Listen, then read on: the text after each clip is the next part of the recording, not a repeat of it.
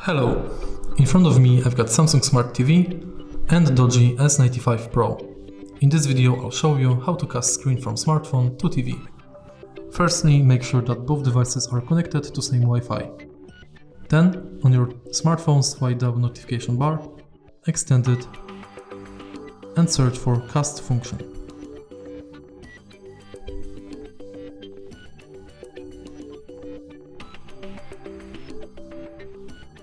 Now, enter it.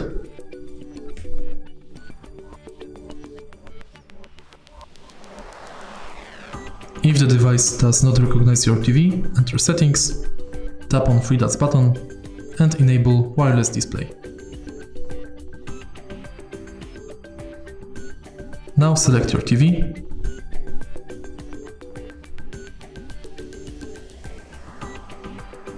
and as you can see, now you can see your smartphone screen on TV.